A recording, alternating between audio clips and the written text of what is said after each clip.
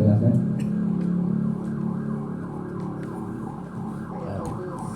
Nanti closing statement. Ini berdiri brother. Berdiri lah, biar nampak gagah. Ngadap sih. Salam. Salam. Selamat pagi. Karena masih jam 10 kurang. Salam sehat untuk kita semua. Salam sehat, semangat. Nama saya Christian Herculanus. Saya dari Paroki Santo Agustinus Sungai Raya. Jadi Kabupaten Kubung Raya. Karena tadi nggak diakui. Pontianak katanya nggak bisa. Tak boleh. Dari seluruh pemaparan yang ada, saya tertarik dengan tema merawat kerukunan dalam pandangan tokoh agama Katolik menyosong Pesta Demokrasi tahun 2024. Ya memang riuh-riuhnya sampai hari ini mulai tentang demokrasi. Dari pemaparan orang tua kami, akhir Pak Ignatius Liung, Pak Rius Sintong dan juga Romo atau Pastor Robinus.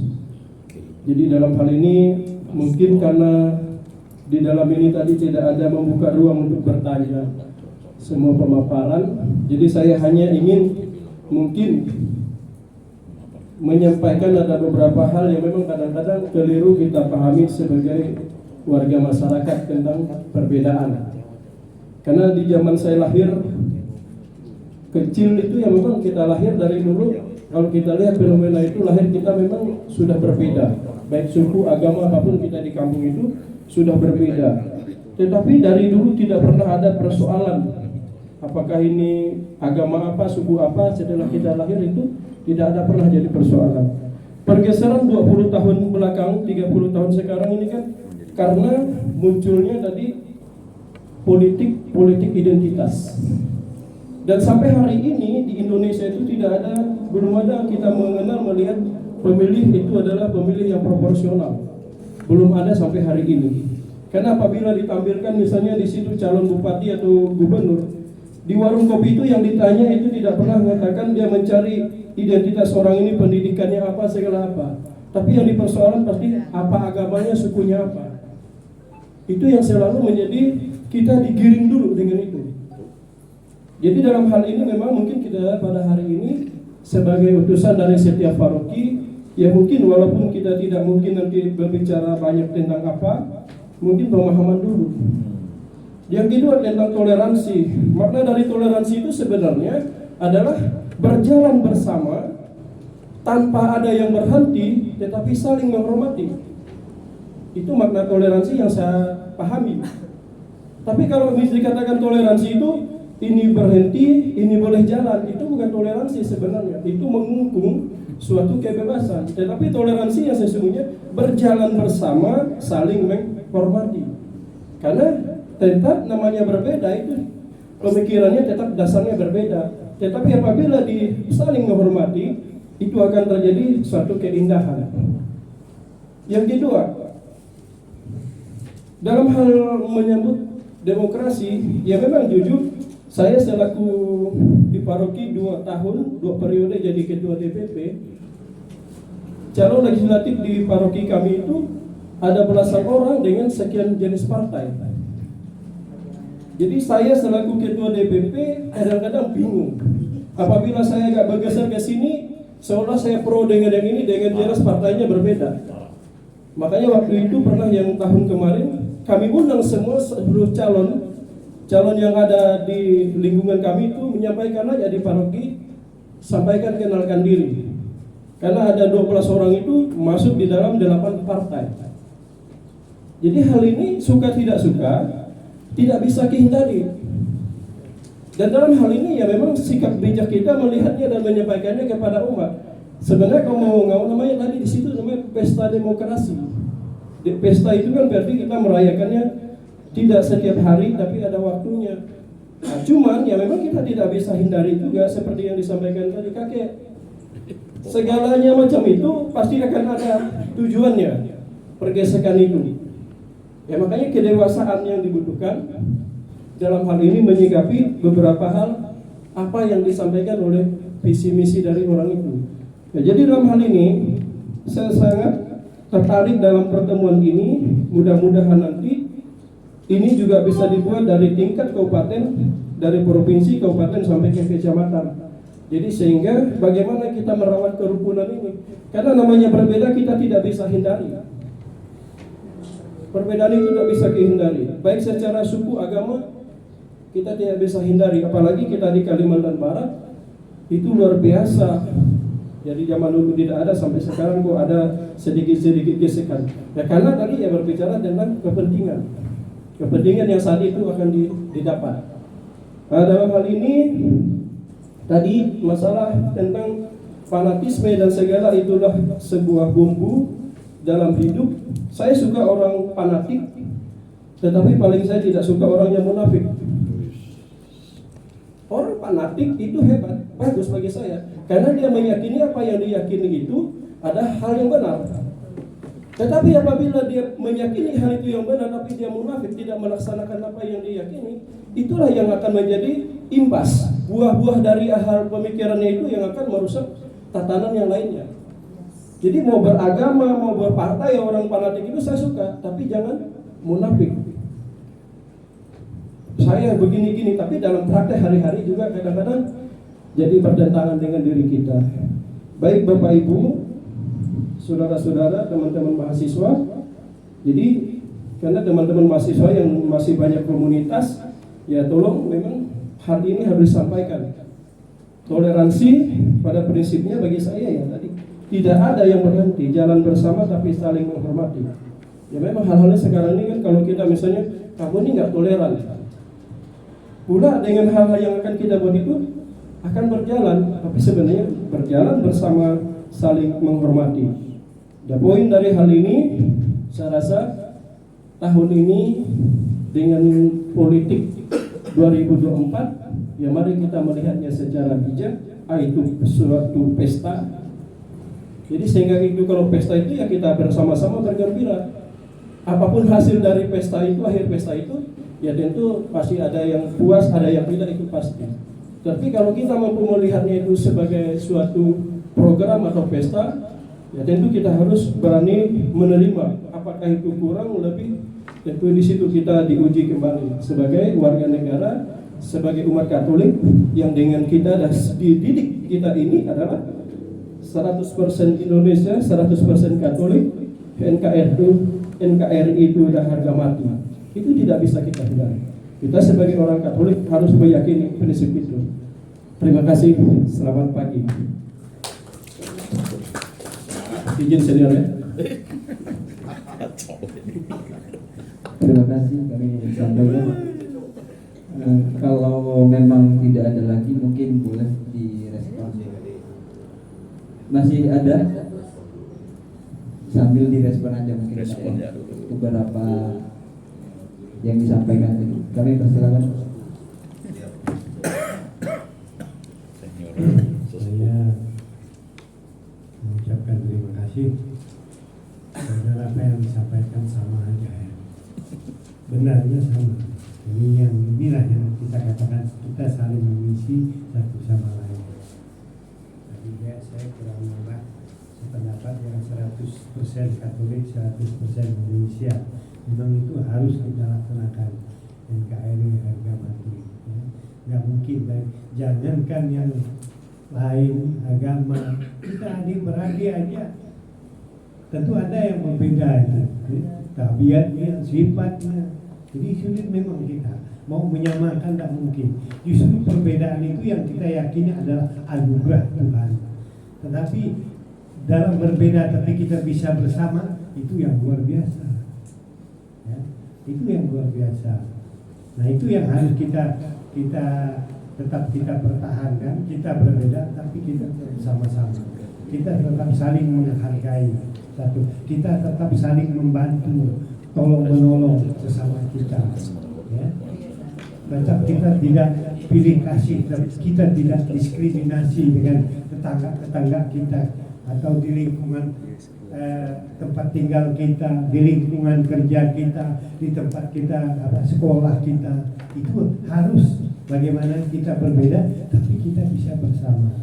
Itu yang paling terpenting.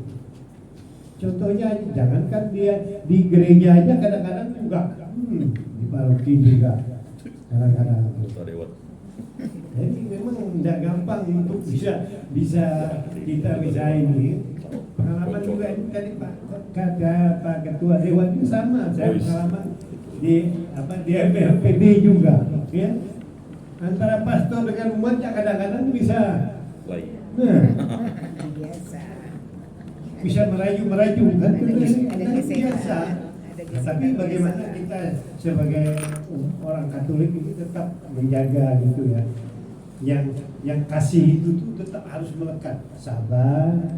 Nah, itu tidak memegahkan diri, tidak sombong.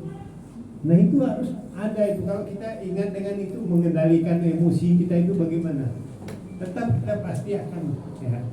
Kalau kita mau mengikutkan apa istilahnya yang satu emosi, satu api dikasih lagi bensin, nah oke, jadi harus yang satu itu bensin, satu jadi air, begitu kan? Satu jadi api, satu jadi air, begitu. Sama juga satu suami istri begitu juga. Tidak mungkin mereka berdua itu kami udah mau, karena kami udah cocok mulai ini. Tidak ada yang cocok, tidak ada. Belum, justru kita kawin bersama itu baru kita cocokkannya. Kalau yang satu nanti itu jadi api, yang satu jadi air, satu gantian gitu ya. Yang satu punya kelebihan, yang saling menutupi. Lalu bisa jadi begitu juga dalam kehidupan kita. Ya. Nah ini yang sebenarnya yang cuma ingin saya, tentu kita kalau kita kan setiap acara ya, tadi kita nggak ada pakai lagu Indonesia Raya ya Pak ya. Belum. Apa yang kalian ingat di dalam pikiran kalian kalau menyanyikan lagu Indonesia Raya? Saya tanya yang mahasiswa. Mahasiswa. Apa yang kalian ingat? Indonesia Raya. Indonesia Raya, Pak. Ya. Indonesia. Menyatukan semua NKRI di situ sudah termasuk, Pak. Bagi yang mungkin ada yang lain. Ya, masih mahasiswa kami tidak tua dah.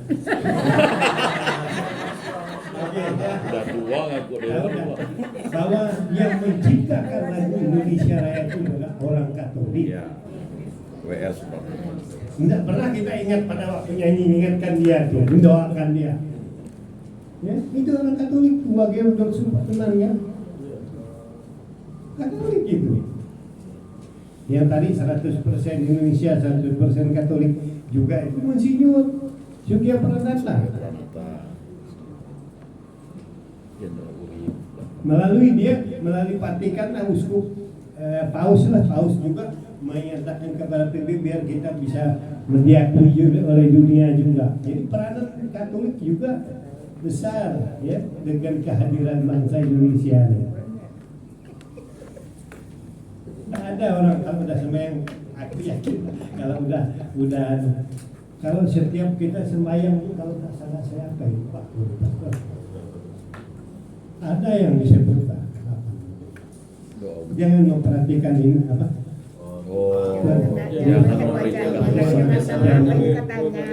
Kami dulu rukunkan sesuai dengan kehendak-Mu.